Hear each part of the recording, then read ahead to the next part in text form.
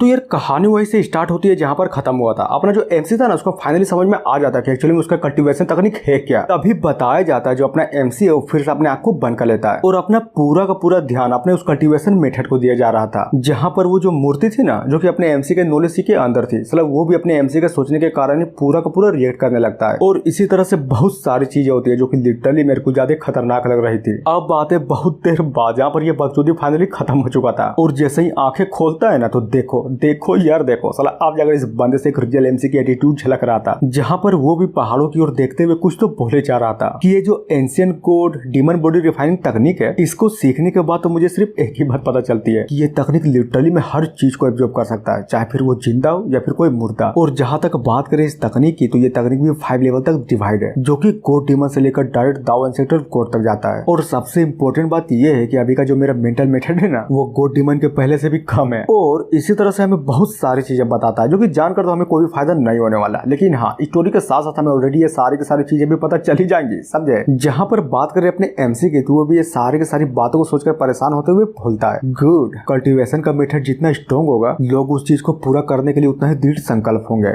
लेकिन लेकिन लेकिन लेकिन लेकिन साला यहीं पर तो सबसे ज्यादा प्रॉब्लम की बात है। इन सारी तकनीकों को मुझे अपनी कल्टीवेशन मेथड में मिलाने के लिए मुझे सच में बहुत ही ज्यादा स्पिरिचुअल एनर्जी की जरूरत है और वो चीज नहीं है बिल्कुल भी नहीं है मेरे पास। तो बताओ अब मैं क्या करूं। तभी बोलता है कि हाँ एक बात तो मैं भूल ही गया था कि कल्टीवेशन करने के लिए आदमी को कल्टीवेशन पिल की जरूरत पड़ती है और अगर कल्टीवेशन पिल मिल गया ना तब आप बहुत हद तक अपने स्पिरिचुअल एनर्जी को बढ़ा सकते हैं। लेकिन दिक्कत की बात तो ये है कि आखिर में इस पिल को लाऊंगा कहां से, और ऊपर से मुझे जड़ी बूटियों के बारे में तो साला घंटा भी नहीं पता, तो बना भी नहीं सकता।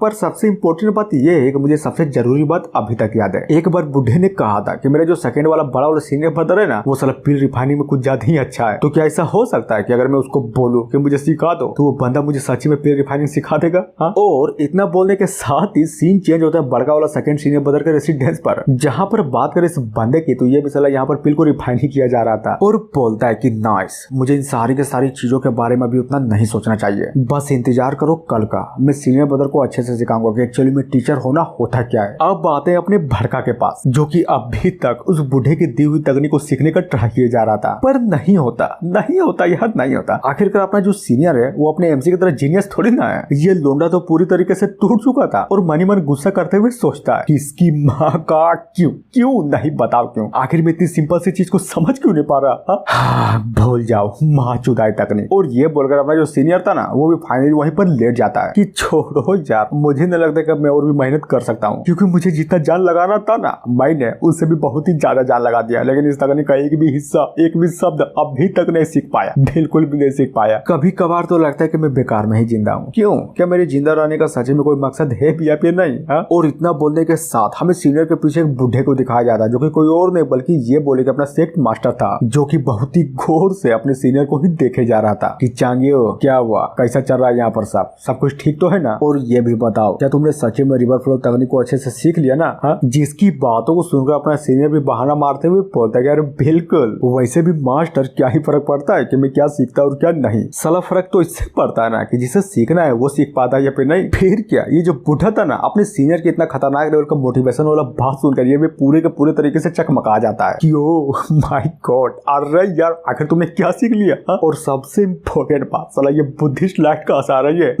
मास्टर देखिए, अगर मैं सच बोलूं तो खाइए माँ कसम कि आप मुझे कुछ भी नहीं बोलेंगे, अगर सच बोलूं ना तो बात बहुत ही सिंपल सी है, मैं अभी तक रिवर फ्लो तकनीक का एक भी शब्द नहीं सीख पाया, समझे। और जब समझ में आ गया कि मैं घंटा भी कुछ नहीं सीख सकता तो मैं ऑन द स्पॉट वहीं पर हार मान लिया। बुढ़ा बोलता है कि ओह तो ये बात है, चलो अच्छी बात है, वैसे भी इन चीजों को लेकर मुझे तुम पर कभी विश्वास ही नहीं था। खैर छोड़ो वो सब, अब टाइम आ गया है साइलेंट फॉरेस्ट माउंटेन पे जाने की, जिसकी बातों को सुनकर हाँ बिल्कुल अपना जो सीनियर था ना वो तो साला पूरे के पूरे तरीके से हिल जाता है, क्योंकि एक तरफ उसकी बेइज्जती हुई थी तो दूसरी तरफ उस जगह के बारे में बोला जा रहा था जहाँ पर अपना सीनियर जीते जी तो दोबारा बिल्कुल भी नहीं जाना चाहता। जहाँ पर बात करें बूढ़े की तो वो भी अपने सीनियर का चौंका वो शकल देखकर बोलता है कि देखो लाइफ एंड डेथ का जो ट्रायल होता है ना असल में वही एक ऐसी चीज है जो जिंदगी में सबसे इम्पोर्टेंट चीज होती है, समझे। क्योंकि जब तक तुम्हें फील नहीं आएगा कि तुम मरने वाले हो तो फिर तुम्हें बताओ अपने लिमिट को और अपने कल्टीवेशन को कैसे तोड़ोगे। हाँ सीनियर भी लाइक पर यार मास्टर ये तो गलत है ना, जब मैं मर ही जाऊंगा तो मैं अपने लिमिट और अपने कल्टीवेशन को कैसे तोड़ूंगा। प्लीज यार उस जगह के बारे में भूल जाइए ना। वैसे भी ये साइलेंट फॉरेस्ट माउंटेन बहुत ही डेंजरस जगह है, हर चीज क्या नहीं मिलता वहाँ पर। नहीं बताइए क्या ये सही है ज्यादा स्पिरिचुअल एनर्जी में घुसकर कल्टीवेशन करने के जगह में अपनी जान गवा दे। उस जंगल में छोटे मोटे बीस्ट नहीं साला बहुत ही पावरफुल बीस्ट होते हैं और यहाँ तक कि बहुत सारे डीमंस भी होते हैं। चाहे आप किंजाओ के सबसे स्ट्रॉन्गेस्ट सेट का सबसे स्ट्रॉन्गेस्ट डिसाइपल क्यों ना, फिर भी उस जगह पर सर्वाइव करना मौत को दावत देने का बिल्कुल सेम होता है सबसे।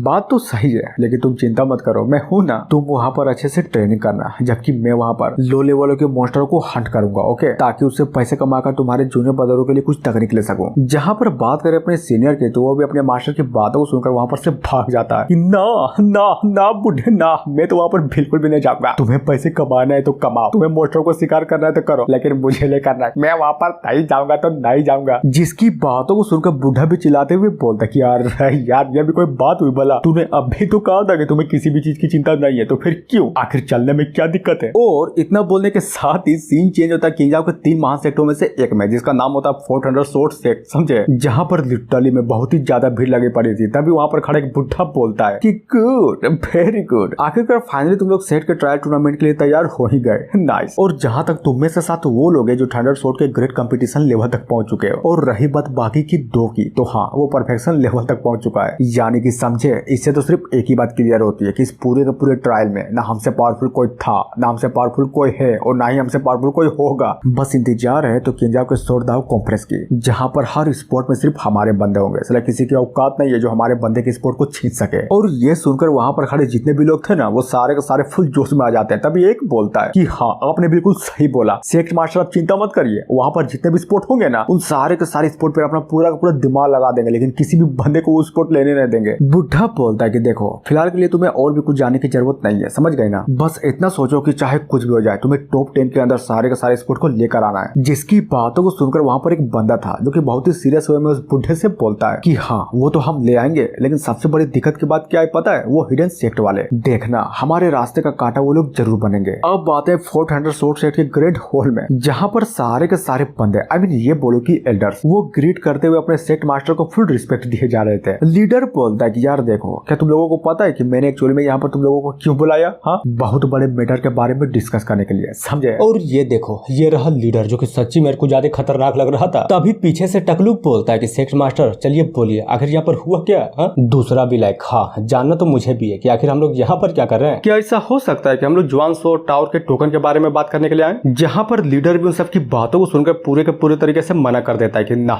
बिल्कुल भी नहीं। क्या तुम्हें सच्ची में लगता है कि जुआन सोर्ट टावर टोकन हमारे लिए उतनी भी इम्पोर्टेंट है? मैं तो बस यहाँ पर तुम लोगों को 10 नेशन एकेडमी के बारे में याद दिलाने के लिए आया हूँ, समझे। जिसकी बातों को सुनकर वहाँ पर खड़ी एक एल्डर भी पूरी के पूरी तरीके से चौंक जाती है कि क्या 10 नेशन एकेडमी, इसका मतलब मैं जो सोच रहे हूँ क्या वो सही है? ये तो वही लेजेंडरी एकेडमी है ना जो हर 100 साल में डिसाइपल को रिक्रूट करती है। तभी बताया जाता है कि एक्चुअली में 10 नेशन एकेडमी है क्या। अगर हम इस जगह को इलाइट मॉडल कल्टीवेशन का हब कहे ना, तो ये भी बिल्कुल सही बात होगी, जहाँ पर हर तरह के डिसाइपल्स पाए जाते हैं, समझे। कोई फर्क नहीं पड़ता कि वो डिसाइपल कहाँ से बिलोंग करते हैं, फर्क तो इससे पड़ता है कि उस डिसाइपल में एक्चुअली में टैलेंट है तो है कितना। लेकिन सबसे इंपॉर्टेंट बात यह है कि हर आदमी को, हर बंदे को ये एकेडमी लिटरली में नसीब ही नहीं होती, क्योंकि यहाँ का सिलेक्शन प्रोसेस कुछ ज्यादा ही हार्ड जो होता है। लोग सपने तो देखते हैं कि इस एकेडमी में जोन होकर कल्टीवेशन करने का, लेकिन अगर सच बात बोलो तो कितनों का सपना सच होता है। और ये सुनकर एल्डर भी बहुत ही ज्यादा क्यूरियस में बोलती है कि सेक्ट मास्टर कहीं आपके कहने का मतलब ये तो नहीं है ना कि जिन नेशन इंपीरियल कोर्ट के जितने भी बंदे हैं वो फिर से सोर्ट दाव कॉन्फ्रेंस में जाने वाले? हाँ बिल्कुल, तुमने बिल्कुल सही बोला, लेकिन सीधे नहीं जाएंगे, बल्कि ये बोलो कि चुप चुपा कर जाएंगे, या फिर ये बोलो कि अपने स्पेशल इन बॉय को भेजेंगे, समझे। और ये सुनकर वहाँ पर जितने भी एल्डर्स है ना, वो सारे के सारे एल्डर्स बोलते हैं कि बंदे भेजेंगे, लेकिन किसको? तभी बोला जाता है कि देखो इसको ऐसे समझो, जानू कॉन्टिनेंट में जो कोर्ट का स्टेटस है ना, वो सारे के सारे इमोर्टल सेट को मिलाने के बाद भी ज्यादा है, इसलिए हम चाह करके भी कोर्ट के खिलाफ नहीं जा सकते, वरना हमारे लिए सच्ची में बहुत ही बड़ी दिक्कत हो जाएगी। फिर क्या, इतना बकचोदी पहनने के बाद वो जो सेक्ट लीडर था ना, वो फाइनली कुछ तो दिखाता है, और वो चीज कुछ और नहीं बल्कि ये बोले कि अपने सीनियर की पेंटिंग थी, जिसको अपने एमसी ने बनाया था, समझे। बुढ़ा बोलता है कि देखो ध्यान से देखो इस पेंटिंग में, और बताओ तुम्हें क्या दिख रहा है। और वही होता है, वहाँ पर जितने भी भी बंदे थे ना वो सारे के सारे बंदे उस पेंटिंग को बहुत ही ध्यान से देखने लगते हैं कि ओ माय गॉड, ये पेंटिंग तो लिटरली में कुछ ज्यादा खतरनाक है। नाइस। तभी दूसरा, हाँ बात तो तुमने बिल्कुल सही बोली है, लेकिन समझ में ये नहीं आ रहा कि आखिर इस पेंटिंग का मतलब क्या समझे। लड़की बोलती है कि कहीं इसका मतलब ये तो नहीं ना कि इस पेंटिंग में जिस आदमी को दिखाया जा रहा है लिटरली में ये वही बॉय है, लीडर भी लाइक। देखो इस पेंटिंग को किंगलिंग हर्मिट कहते हैं, जो कि लगभग आधे साल पहले ही खो गई थी समझे। और जहां तक बात करें इस बंदे की तो जरा सोचो अब ये बंदा कहां पर होगा जिसकी बातों को सुनकर एल्डर बोलता है कि कहीं ऐसा तो नहीं ना कि इस बंदे ने इमोर्टल कल्टीवेशन करने के लिए किसी छोटे मोटे सेट को ज्वाइन कर लिया हो। लड़की भी लाइक ना, बिल्कुल भी नहीं, हो ही नहीं सकता। नहीं सोचो, जरा सोचो तो आखिर इस टाइप का खतरनाक बंदा लिटरली में कोई छोटे मोटे सेट को क्यों ही ज्वाइन करेगा। अगर सच्ची में उसे ज्वाइन करना ही था तो वो हमारे सेट में आते हैं। वैसे भी इस टाइप के बंदे को लेने के लिए हमारा सेट ऑलरेडी हाथ को फैला ही रहता है। तो बोलो मैंने सही बोला ना। लीडर बोलता है कि देखो जहां तक मैं जानता हूं कि जिंग नेशन के कोड में कुछ ज्यादा खतरनाक लेवल का एक पियरलेस स्वॉर्डमैनशिप वाला बंदा है समझे। और ये बंदा इतना जीनियस है, इतना जीनियस है कि सच्चे में यार 10 नेशन एकेडमी के जितने भी बंदे हैं ना वो सारे के सारे बंदे इस बंदे को बहुत ही ज्यादा कंसीडर करते हैं, या फिर ये बोलो कि करते थे। लेकिन अनफॉर्चुनेटली पता नहीं क्यों ये जो बंदा है ना, ये बंदा साला किसी न किसी रीजन से अपने जगह से निकाल दिया गया। और जहां तक इस बंदे के बारे में तुम लोग जितना सोच रहे हो ना, ये बंदा उससे भी कई गुना ज्यादा खतरनाक है। पर सबसे इंपॉर्टेंट बात क्या है पता है, अगर मैं ध्यान से सोचूं तो ये किंगलिंग हर्मिट हाल ही फिलहाल बनाया गया है, जिससे एक बात तो बहुत ही आसानी से साफ हो जाती है कि ये बंदा कहीं और नहीं बल्कि ये बोले कि इसी नेशन में है। लेकिन समझ में ये नहीं आ रहा कि आखिर ये बंदा सच में अगर यहाँ पर है तो फिर इतना खतरनाक लेवल का बंदा अब तक किसी से छुपा कैसे रह सकता है। एल्डर बोलता है पर मास्टर ये भी तो सोचने की बात है ना कि इस बंदे का यहाँ पर होने का कोई प्रूफ भी तो नहीं है। बात तो तुमने बिल्कुल सही बोली है। और ये बोलकर अपने सीनियर वाली पेंटिंग को आसमान की ओर उड़ा देता है। फिर क्या सिर्फ एक ही अटैक में उस पेंटिंग को पूरे के पूरे तरीके से डिस्ट्रॉय कर देता है। जहां पर बात करें वहां पर खड़े सारे के सारे एल्डर्स की तो वो भी ये सारा का सारा कांड बस मस्त आराम से देखे जा रहे थे। लीडर बोलता है कि भाड़ में जाए सब कुछ। वैसे मैं भी चाहता हूँ कि तुमने जो बोला ना वही सही हो, लेकिन हाँ ये बात भी झूठलाई नहीं जा सकती कि इस पेंटिंग में कुछ ज्यादा खतरनाक लेवल का एक सोड इंटेंट था, जिससे सिर्फ दो ही पॉसिबिलिटीज बनती है। एक, पेंटर ने खुद छुकर इस सोड इंटेंट को पैदा किया हो, और रही बात दूसरे की तो इस पेंटिंग में इतना पावर था कि ये खुद ही अपने आप के लिए सोड इंटेंट तैयार कर लिया हो। जिसकी बातों को सुनकर वहां पर खड़े सारे के सारे एल्डर्स भी अपने लीडर की बातों को अपने लीडर की इतनी टैलेंटेड वाली बातों को सुनकर पूरे के पूरे तरीके से खुश हो जाते हैं और तारीफें किए जा रहे थे। लिटरली में साले कुछ ज्यादा ही तारीफ किए जा रहे थे। जहां पर बात करें लीडर की तो हाँ ये भी खुश था, साला बहुत ही ज्यादा खुश था। और इसी तरह से अपने लोगों को लिटरली मेरे बहुत ही सारी चीजें बताता है और ये लोग भी साला बहुत ध्यान से सुने जा रहे थे। और अपने आप को इतना इज्जत मिलता हुआ देख कर ये जो लीडर था ना, ये भी मनी मन सोचता है कि गुड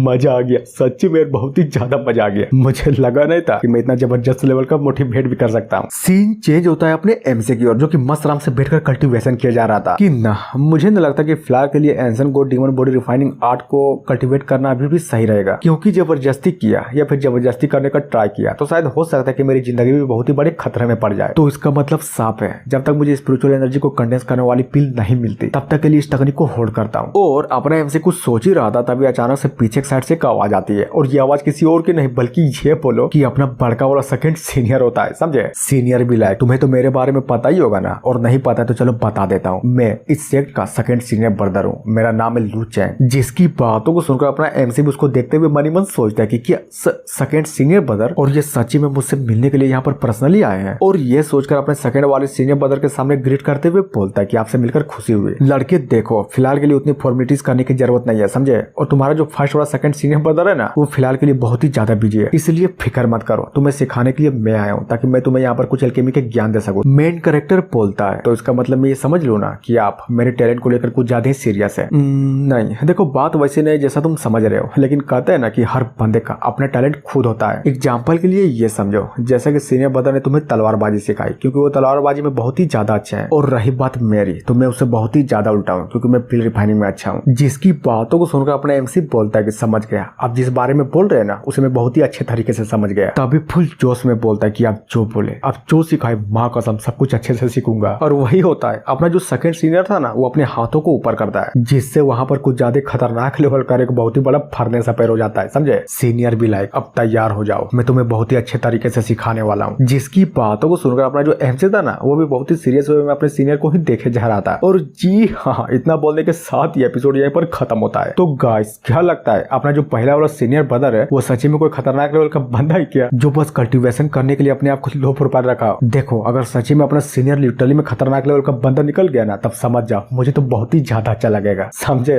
अरे बोलो तो समझे कि नहीं यार। So thank you.